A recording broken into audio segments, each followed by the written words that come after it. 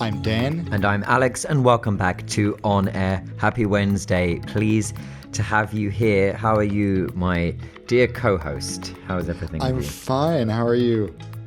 Good, not too bad. Actually, it's funny because I am doing this and reading what we're going to discuss on the newer Apple iPhone, of which I feel it is somewhat of an achievement that I managed to get it before you, because these are very few and far between. So it's very difficult to get hold of.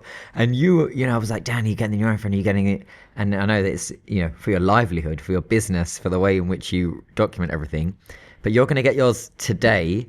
So we will expect, I don't know, what can we expect? Is there going to be a difference in your videos? Is there going to be an upgrade? What's the deal for us? That's the thing about Apple, that every year the upgrade becomes more and more irrelevant seemingly. So that's why I'm less and less inclined to upgrade immediately.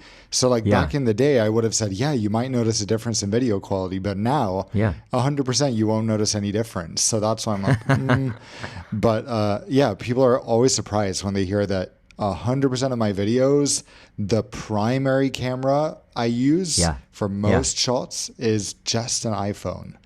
That's wild. I remember being shocked to discover that, especially, and then also seeing you do it in action, like seeing you're extremely low key or discreet in how, because when we flew back from Paris in that nice first class video you've got on YouTube of us on the A380, it was I don't really remember you having the camera out so much. I don't know. I guess you're a pro. This is why you are the top of your YouTube game. And that's right, because it's not a camera. So you're just like, his phone is now resting over there. I wonder what it's doing there, and blah, blah, blah. It's recording the whole time. Listen, I got an interesting email. So if you remember how we ended last week's episode, we ended it by discussing this segment, if we ran, and it was if we ran EasyJet, right? So Europe's one of Europe's largest low-cost airlines. And I think we had some pretty decent ideas for EasyJet. Do you not? Absolutely. We always do. I received an email from EasyJet, and I'm not sure if this is coincidence or not, but here we go. So the email is not from an individual. The email is from do not reply at operational.easyjet.com. Okay, so it's come from EasyJet bookings, and it says, now, full disclosure, the last time I flew EasyJet was 6 years ago, so it has been a while, and this could be a coincidence, but it is just hilarious if it is, because it's come just after we did this whole segment deciding how we were going to take over EasyJet, what we would do, what they're doing wrong, how we would make it better, and so on. Here's the email. Hi, Alex. Thank you for your continued travels flying with EasyJet. Haven't flown them in 6 years. We hope you've had a good experience. We're always reviewing our offering, and we wanted to get in touch with you regarding your membership of our Flight Club program. Didn't know I was a member of their Flight Club program. It says, unfortunately, when we looked in to renew your membership this time, we felt that you had not met the entry requirements to retain your membership, and so your EasyJet Flight Club membership has now come to an end. We hope you enjoyed the Flight Club membership offers, and we look forward to one day welcoming you on board soon. EasyJet. I have been kicked out of the EasyJet Flight Club hours after we put a full manifesto as to how we would run this orange airline. What on earth? But how were you even still part of it after so long? I don't know. I haven't flown them in years. Was I a member all this time? Do you think we have a listener in EasyJet who thought, hold on, how is he let's just check if he's, when he did last fly us. And then it showed in their system that somehow I was still a member of their exclusive flight club. And they thought, right, we'll cancel that because these two jokers want to take us over. I don't know. Well, do you want to explain what Flight Club even is? Because it's kind of a no, I don't, because I don't know. Thing. Okay, if it's still the same as what it was years ago, but years and years ago, I think when I was first brought into the Flight Club, it was because, excuse me, I don't know how to turn this new phone on silent. Okay, done it. Years and years ago, it was because it was this secret invitation only frequent flyer program of EasyJet, right? I guess. Yeah. I'm just double checking that. Yeah, that's true. So it I was mean, I'm not a invitation only. member, It was so no, it was reserved for only their most frequent of flyers, which apparently I was, like 10 between 10 years ago and 6 years ago in that period, and that does make sense. I used to fly them quite a lot. It was very convenient, and also had a reason to constantly be between UK and southern Spain, and so I was invited to their invitation only. You're automatically invited and enrolled. I don't think you have a choice whether to accept or not. You're just awarded it into their flight club. I don't ever remember using any of their benefits. I don't even remember. I don't think there was a website or a portal or a login. I have no clue. I have no recollection of this flight club at all. All I know is that in 2025 October, I've been kicked out. So well, I think it's about time. Good job, EasyJet. You're listen, clearing your systems the conspiracy of theory of me, loyal right, passengers. remembers, okay, that I think it would definitely, if I could remember that, I tried to go back and find when was the last EasyJet flight. Let's just say it definitely wasn't in the month of October. So it's not like they give you 5 years and then automatically you're chucked out. Definitely wasn't October. I think it was March. So in that, and not March this year, but 6 years ago. So in that sense, I don't know how it's happened. I can only, the conspiracy side of me only suspects that it was one of the listeners that, Yeah. chuck him out of Flight Club because he's benefiting too much. I've never benefited. I think on my last EasyJet flight, I bought the seat next to me because it was £30. And I thought, Yeah. Club Europe. Should we start with this whole We're thing on the about topic of digital low only? cost. Let's go. Let's keep move to going. Ryanair. Right. I'm interested to get your thoughts on this. So Ryanair, and this is an important public service announcement for all listeners. Tell your friends, tell your family, tell the frequent flyers that that are flying, or even if they're not frequent flyers, tell the leisure travelers, for example, that might take Ryanair because they are Europe's most dominant. They are going to be eliminating all paper boarding passes from the 12th of November. So this is your 1 month warning. The reason why this is quite headliney is because previously it was expected that you were going to be forced to do online check-in, which many of the low-cost carriers now force you to do.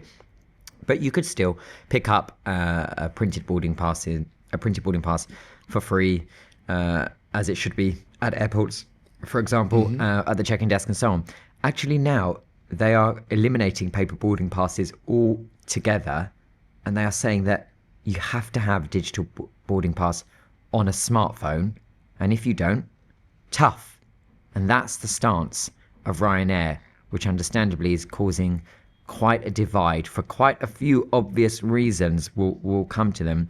What did you first think when you heard that they've taken this policy that I think we gently mentioned a while back, but it wasn't going to be as extreme as it is? Now it's coming into fruition and it's actually happening on the 12th of November. We have the full policy text and it is far more hardline and has far more kind of implications for a wider demographic of travelers than previously expected. What do you think? Yeah. I mean, a huge proportion of Ryanair's passengers are already using digital boarding passes. The thing is, a lot, including most older people who aren't very proficient in smartphones, are printing their boarding passes at home. And this is a huge part of, you've been able to check in up to, I think, 30 days in advance on Ryanair for a very long time. So people do that. They print their boarding pass, they have it with their passport, and they're ready to go. So I understand just removing the ability to print it at the airport. Unless it's an emergency, they're still going to allow that. If someone's phone is dead and they can't charge it, etc., they won't be selling you a power bank in that case, as some people have joked. But I do not see the reason whatsoever to not allow people to print their boarding passes at home. My 85-year-old great aunt flies Ryanair every year between Sweden and Gothenburg, between Scotland and Gothenburg to visit my grandma.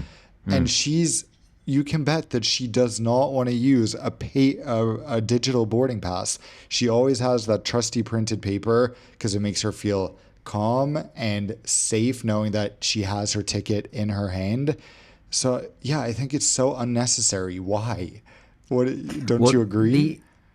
Fully. And, not everybody owns a smartphone, as you just correctly kind of suggested. The 20% of passengers that are still now printing out their paper boarding passes at home, many of them are getting family and friends to do that for them. So, they know that they're flying and they understand that they're probably going to need to provide their own boarding pass. But it's, messaging their nephew, their grandson, their granddaughter, looping in their kids, neighbor, whoever. You help out your circle, your community, and so on, and you quickly print. I'm sure there are so many people that have done this. I've done this 100 times. I've done this for neighbours, especially for UK neighbours. Many of them are elderly, where I am, and there's tons of times that I've said, "Oh, quickly print that for you. Don't stress." And the relief, bless them, because some people really see this as a hurdle and a barrier. And fair enough, they're of a different generation that didn't grow up with all of this technology in the way that it's so quickly changing today. We didn't have AI in the way that we use it now. Just on the first season of this podcast, for example, we weren't using it as it helps us now. So those 20%, I think, should have been acknowledged. The funny part is that Ryanair did not offer any advice to those passengers or make any kind of suggestion that they recognize that this is going to be worrying for about 20% of their existing demographic of passengers. The website hasn't been updated to include any information about what this means for those passengers who are worried or who think that they're not going to be able to. And of course, there is that other small issue, which is that Ryanair can't actually enforce 100% take-up rate for digital boarding passes, but not because of the passengers, but because some airlines only accept paper boarding passes. So an important note here is that any passengers traveling from Morocco or Turkey, with the exception of Dalaman Airport in Turkey, must use paper boarding passes, of which Ryanair will still be providing, as well as passengers traveling between Tirana in Albania and London, specifically on that route. But the bit that I am disappointed in the airline is the way that, again, travel and air travel is supposed to be enabling. Ryanair is arguably the greatest enabler of all, in that it is able to offer rock bottom fares and has made air travel incredibly affordable and continues to do so. Don't then single out and make this whole, what's the threat of just allowing a passenger to print the boarding passes at home? They're already not doing it at your desk. What's the big deal? I don't. For me, I don't see the great saving there, apart from you're adding stress. Now, the funny part is how Ryanair's seemingly aggressive and kind of passenger unfriendly way, user unfriendly way of doing business with these kind of policies benefits airlines like Jet2 massively. Because, Dan, when I speak to people and I say, they're going to, for example, they're going to Italy, or they're going to a resort in Egypt, for example, or they're going to one of the islands off of Spain, and I ask who they're flying, because that's what Dan and I do with conversation. That's what we do. And they say that they're flying. Number one question. Oh, do you know what was always funny? When one time I bumped into a teacher, I was still at school, and I bumped into my history teacher in the supermarket, and it was one of the school breaks, and I said, "Oh, are you going away too?" And he said, yes, I'm going to Madeira. And I said to him, "Wow, who are you flying with?" And his face changed, and he looked at me. He pulled such a face, and he said to me, "Excuse me, young man," he said, "that's none of your business who I'm going on holiday with." He said, "You're not supposed to ask such questions." I said, "What?" And then I was like, no, Not the people. I don't care who you're going with. I care who you're flying with, the airline, the company. Yes.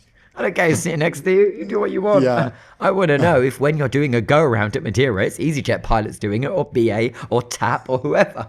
I don't want to know. I don't want to know who you're going with. Anyway, so... Great, now I've forgotten where we were. What were we discussing? Paper boarding passes. This was a big tangent, but we're talking about... It was a big tangent. How did I get here? I'm going to see, this is the benefit of the listener. They can rewind. We can't. We're recording. Yeah.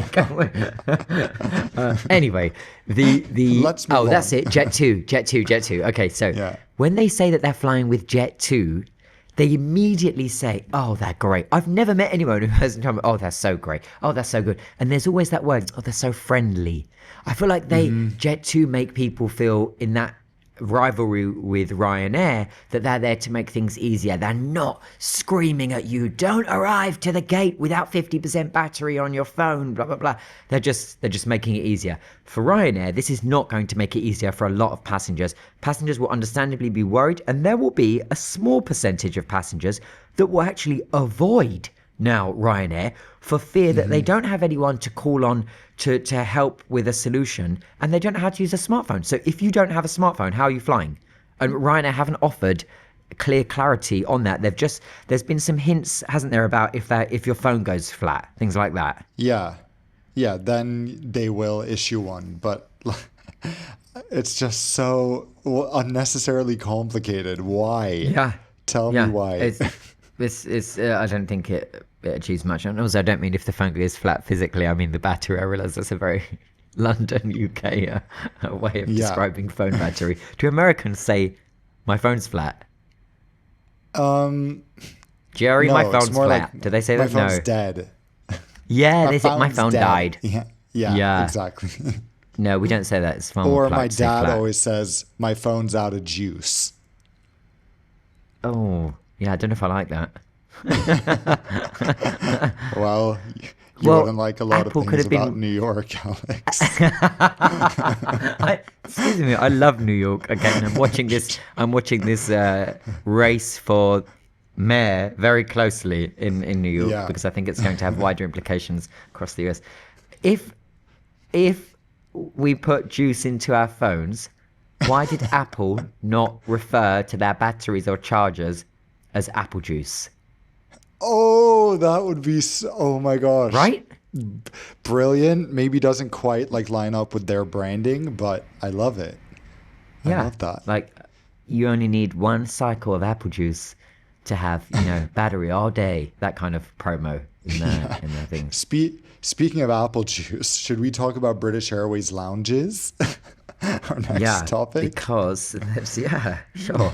What do you have about British Airways lounges other than the fact that they are full, overcrowded, and you were in the Concorde room the other day and you said it was I was completely shocked. at It was capacity. so busy. Yeah. Yeah. So British Airways has announced that starting next year, finally, every single lounge at their Heathrow hub, including in Terminal 3 and Terminal 5, is going to be overhauled. And this is way overdue. It was supposed to happen during COVID. It's now going to start next year, which will be temporarily terrible news because it means that the already overcrowded lounges are going to be even more overcrowded. So for the coming 2 years, to be terrible. Yep. For the coming 2 years, just don't go to those lounges. Just arrive at Heathrow as late as you can. Minimize your time. I mean, honestly, like you'll be luckier if you're leaving from the B or C gates because at least you can just go out there early and sit there in a less crowded part of the terminal or even better, fly to Gothenburg and fly from Terminal 3 where you have so many other lounge options. Okay, I think it's very early where you are right now and you're not thinking straight, giving such advice to our sophisticated listeners. Listen, I think when I first saw this announcement, my first worry was how nothing ever finishes on time or as scheduled, especially if it involves construction or anything with the word overhaul, and especially if it's in the UK. Right? Yeah. And so now it's like, so in order to get the nice lounges, how long is everything going to be? Because they're doing the Concorde room, galleries first, galleries club, arrivals, everything is in the scope.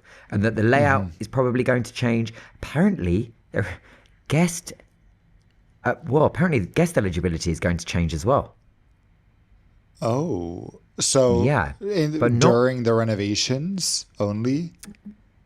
Now that's a bit unclear. Did they mean during the renovations or did they mean...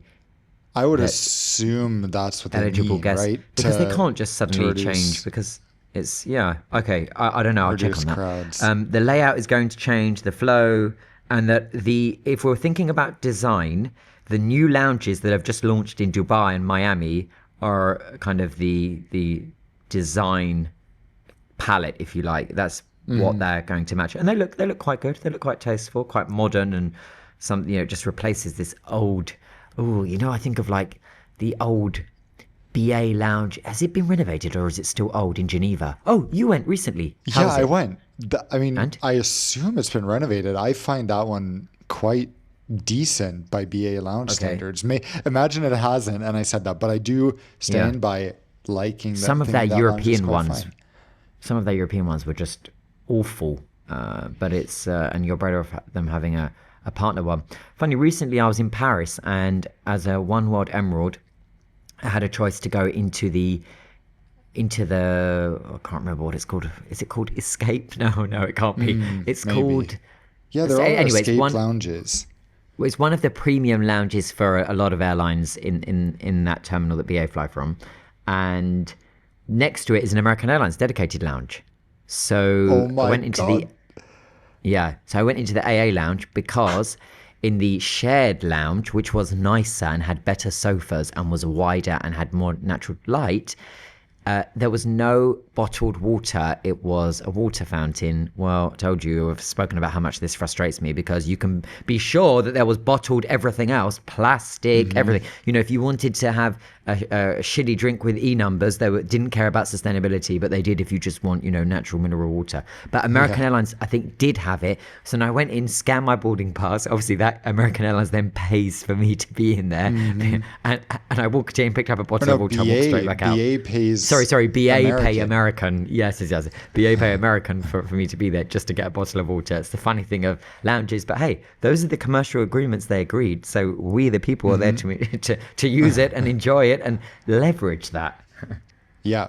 So I wanted to ask you because there's been some discussion. I don't think it's confirmed that the lounges might be consolidated. They might move locations on some of them. What do you think about the potential for that happening? And do you think that would be a good thing? What? Well, let's. So we're talking about Terminal 5, right? Yes. So let's think what could actually be consolidated. I mean, maybe they do away with Galleries North and they just do a very big Galleries, aka business class and equivalent in frequent flyer lounge. So you have a really big Galleries lounge. But again, where? Because North is nowhere near South. So North actually helps out at the moment by relieving, the capacity constraints in South. Some people go straight to North. So I can't see how that, unless this full redesign really does change the structure. Galleries First is already too crowded. I think that the fact that so many passengers will no longer qualify as gold on BA will help them out in reducing capacity there. Good point. Well, so that's that. Concord Room has these racy images of women crawling that you showed me that I wonder if they're going to stay in conservative Britain. So let's see if that stays, because that's funny if you've got like a Jeddah flight and you have Yeah. these images that were a bit kind of questionable on the wall. Have you been into what I think they call the cabanas in the Concord Room?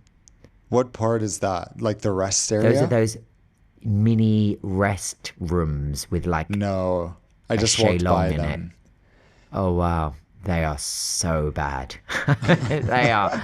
It's literally like, is it a cabana or is it like I don't know, a dentist Yeah. or But that it's bad. So you reminded me because I was thinking this. They should move the Concord room or the first class lounge to Galleries North. But actually, is it called Galleries? Like the business lounge? It is, Yeah, right? Yeah. yeah. But then I No, remembered the because you've whole got first Galleries class wing Club, is right? So there. you've got Galleries Yeah, yeah, Club yeah. North and Galleries Club South. Yeah. Exactly. But then the whole first class wing messes everything up by being south and it takes people into the first class lounge. So, I mean, But I love the first wing. There's no way yeah, they're touching exactly. that. Yeah, yeah, yeah. So they shouldn't. And of course, you need that for the Concord room.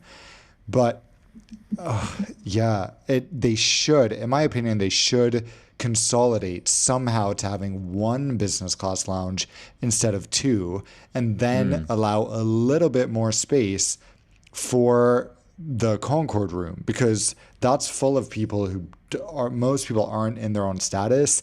So it needs to be a bit more spacious because that's the most important lounge. Maybe make the first lounge a little bit smaller, assuming a lot of people are going to lose access to that going forward. I don't know, but there if they make needs it to be some smaller, consolidation. if they make galleries first smaller, and at the same time you lose, at the same time as losing some of the passengers that are already qualified, aren't you then in the same position because both have shrunk? So aren't you then at 100% capacity again?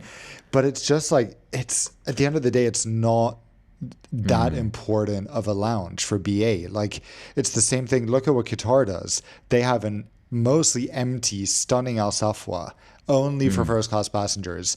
No one even talks about the Gold Lounge, where the same people who will go to the BA first class lounge go, One World Emerald flyers, because at the end of the day, you're still getting a free status lounge that, I mean, I'm saying this against myself who wants to have a good status lounge, but from an airline perspective, the first class lounge really needs to be good.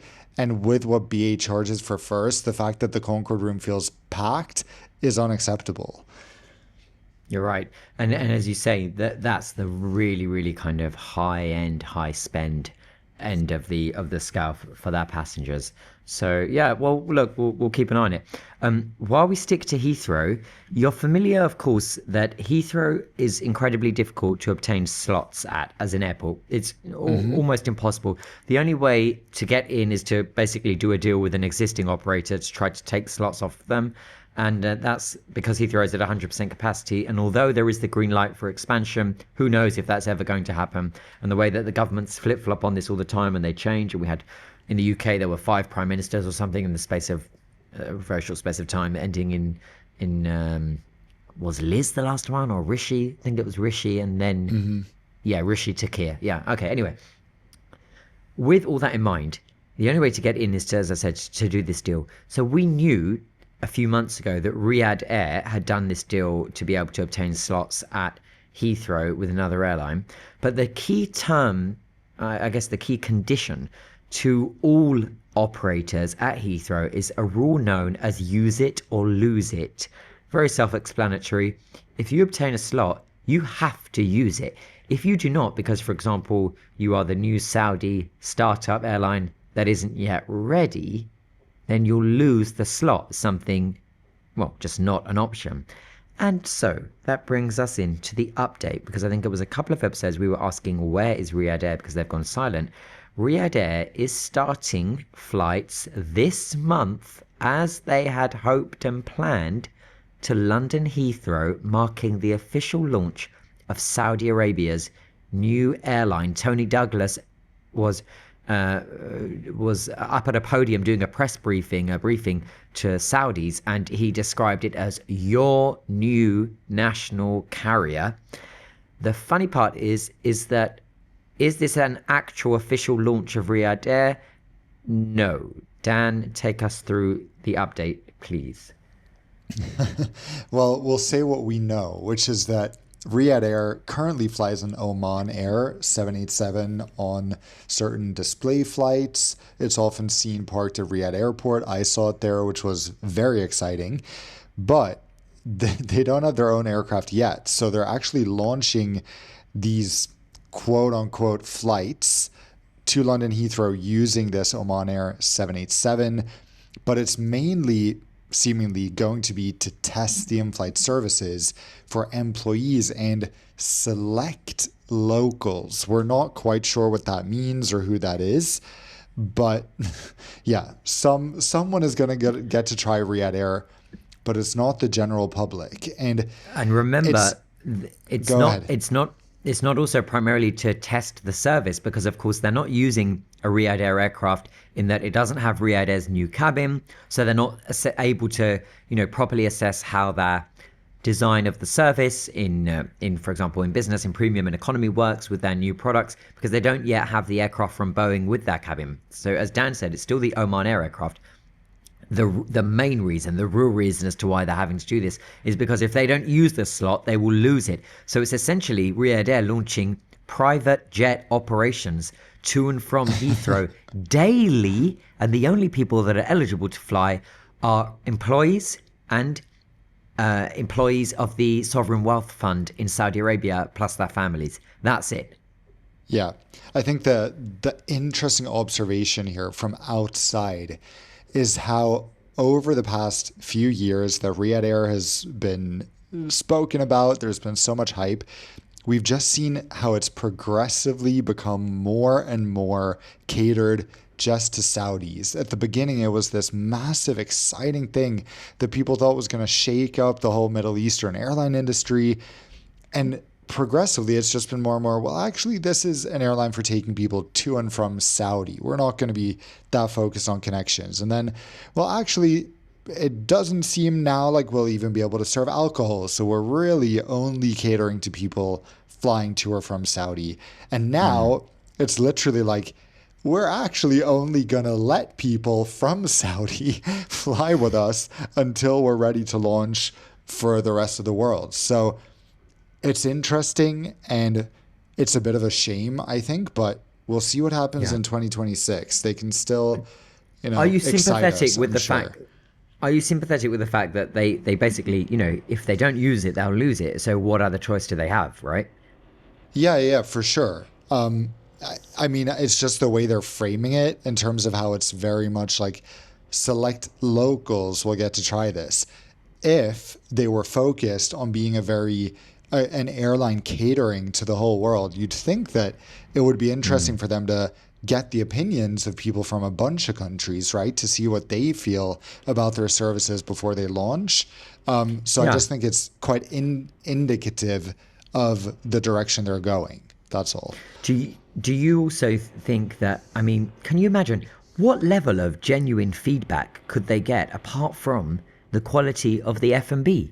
I don't see what else Yeah. they could, because for example, you can imagine, right? So there's a sovereign wealth fund employee on board, works totally away from airline projects, but because he works for the PIF, he's able to be on these private flights that are operating daily. They're going to be more than half empty, but anyway, operating daily to Heathrow, okay? And imagine he sits down and he says in his feedback, I found the seat uncomfortable. I didn't think that the recline was very smooth. The screen wasn't as HD as it could have been. Isn't all the response probably going to mirror something like that? Of which Riyadh's response will be, oh yeah, but that's not our seat. That's not our mechanism. Yeah. That's not our recline. That's not our screen. That's not our tray table. Those are not our headphones because it's a different jack. That's not our door. That's not our overhead locker. That's not our bathroom. It's not the lavatory. It's not perhaps the full tableware because it's not. So can you actually get valuable feedback from something that, the response, 90% of it will be, it's not? The only thing I could think of is, okay, they could test the attentiveness of the crew plus F&B. I couldn't really think of much more that could be assessed properly. Yeah. Yeah. I mean, those things, they could potentially test things like bedding. Like, it might not be the same size mattress, but they could get some general feedback on that kind of stuff. So, yeah, I mean, we're excited to see what comes next. But I think the real takeaway from this is that from the start, they were in a bit too much of a hurry to launch this because really, I mean, they've now announced this lounge at Riyadh Airport.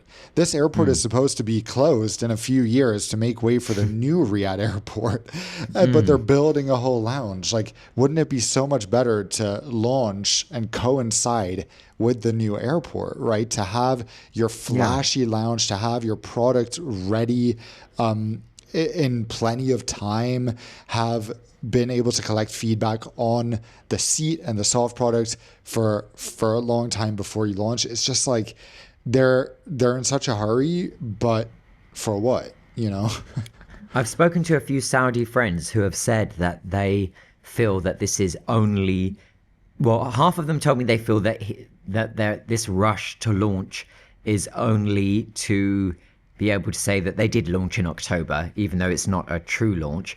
But then, as I said, the other half kind of recognise that actually, once you realise that above all else, it probably just comes down to, or almost definitely does, just come down to the fact that you have to use the slot. If they don't use the slot, something else has to use the slot. And they think, you know what, they've got this aircraft there. The crew are probably going to be on crew training flights anyway.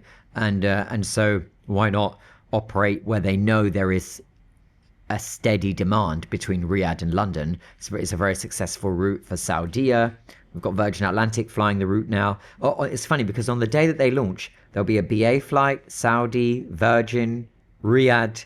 It's a lot of capacity from Riyadh only. But yeah, I wonder if, well, look, I mean, I'm going to keep a close eye because you do have your ways. And if you were to, be one of those select locals who ended up on the flight, why would I not be surprised? The thing is, if I'm Riyadh Air, I don't want Nonstop Dan anywhere near me while I haven't got my own cabin product. That's for sure not. No, I get it. Yeah. And I'm not going to be inquiring about that because I want my first Riyadh Air flight to be hopefully Riyadh Air. Yeah, on Riyadh Air, but also something where I can actually share my genuine thoughts about the entire experience. Because I feel like I'm not gonna, if I do that, I'm definitely not gonna be able to make a video, and then I'm just gonna be sitting on that for months, like, oh, I have so much to say. So yeah, bad idea. Yeah.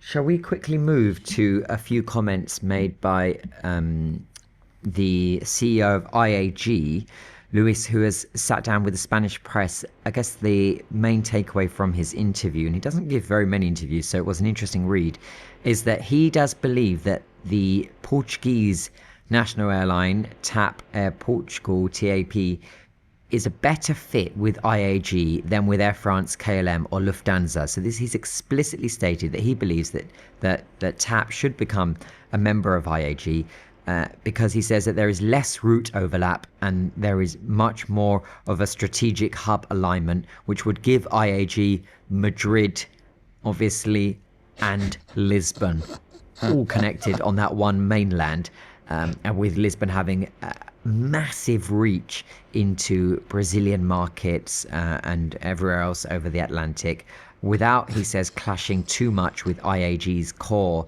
in Madrid. The only problem he sees ahead, of course, is the fact that when they did try to get Air Europa, ultimately Europe decided that, Air Europe, IAG wanted to make a move on Air Europa, and Europe said no. With the Isn't this hilarious? Isn't the argument so hilarious of less route overlap than Air France KLM? I mean, even reading that and then knowing that the next point was about how TAP would give IAG entry into South America, and I'm thinking, hello, has anyone checked on Iberia? Because the last time Iberia is the unofficial flag carrier of the whole of the South American continent. Yes, it's a bizarre argument. What do you mean? You, of all European airline groups, have the most reach into South America or Latin America. What kind of point is this? This is a great argument for IAG not taking a stake in TAP. Listen, I knew this would get you fired up because I know that you want TAP Air Portugal to go to a different mum and dad. You want them to go to Air France KLM. And I know that's because you feel that there is that better. I mean, there's certainly not, anywhere near as much overlap as there would be with Madrid. That's true. But I mean, what other benefits would there be? Look, Air France KLM now has SAS, so they have the north of Europe covered. So it's perfectly suitable for them to get an airline in the south. Lufthansa Group now has ITA Airways, so they have a Mediterranean airline. So yeah, Air France KLM this would be a perfect piece in their puzzle, shuttling people back and forth between their hubs and Lisbon. And I mean, I'm not saying that I think that this would magically transform TAP to be better, but I do think that Air France KLM has the most potential to improve TAP, especially compared to what IAG and Lufthansa Group would do to the airline, which is already forget Lufthansa not exactly Group. We know what beloved. They would do. Yeah. Well, I would rather it go to IAG rather than Lufthansa. But out of IAG and Air France KLM, I think it's far better fit and suited at Air France KLM. You only need a few minutes of worth of assessment to see how that overlap does not exist in the way that it does with IAG, despite Luis sitting down for this interview to literally say that it needs to go to IAG because there is no overlap.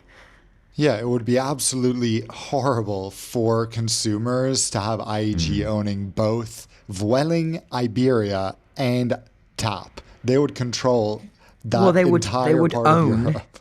IAG would own the entire IAG would own the entire Iberian Peninsula, right? Because as you say, it would be Iberia, Vueling, Level, TAP. That would Yeah, Level really too. mean unrivaled control of southern transatlantic flows. Because if you think about northern Brazil, West Africa, kind of mid-Atlantic, Azores, Madeira, Canaries, and so on, Lisbon becomes another Madrid in a sense, Yep. rather than it's standalone. TAP is also in Star Alliance, right? But its joint ventures are much weaker, and I would argue probably less integrated than other star carriers. So, do you think if we do see TAP go to IAG, we see TAP moving into OneWorld? I mean, for sure. And I think that there needs to be a massive alliance reshuffling in Europe because Lufthansa Group is so dominant, and the Star Alliance airlines that are left in Europe really are at a disadvantage and not treated well within that alliance. That's why I think LOT also needs to look at which alliance would they be better suited for. Potentially One World, which I think we would both love. We've spoken about this many times. Another One World option in Europe. It's very badly needed, although unfortunately them and Finnair, it would be a bit closer than ideal. But yeah, TAP and LOT, I could see leaving a Star Alliance. And I think that, in general, my feeling over time is that Star Alliance is getting less and less appealing. It has some very high quality airlines, Singapore Airlines, ANA, but Doing the heavy lifting. the shift toward more premium airlines and SkyTeam. We saw firsthand how Korean Air is trying to improve. They have China Airlines, which is phenomenal. Air France is getting more and more premium by the day. Of course, we don't need to talk about all the premium airlines in One World. So Star Alliance needs to step it up. They're not doing that, so that's why I'm like, okay, fine. I could see them I losing agree. some airlines to better alliances. I agree. It's funny. It's really. I think this is quite timely because I do think as well that Star Alliance has lost its spark. I feel there was great momentum building, especially when I think this is really evident when Heathrow Terminal 2 ultimately became the Star Alliance terminal, and I just feel that they had really settled into a decent place of strong portfolio, strong feeds and so on. And I feel that, again, they've taken a backseat. Let's also remember that even though TAP is really desirable because of the strategic location, the established hub, Lisbon, the connection with South America and specifically Brazil and so on, TAP's debt pile remains very heavy, right? There are over 3 billion euros in debt, and that's after successive state bailouts. It's after all of the recapitalizations during COVID.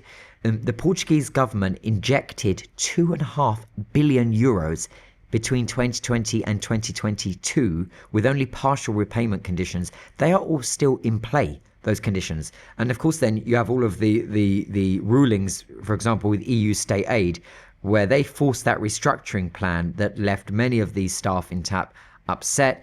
It's gone through a lot. Basically, what I'm trying to get across is that any buyer, including IAG, will likely have to assume or refinance a hefty amount of debt, and there's going to be all kinds of negotiations in terms of what that repayment looks like, with Brussels in the mix to add to that equation. There's labour complexity.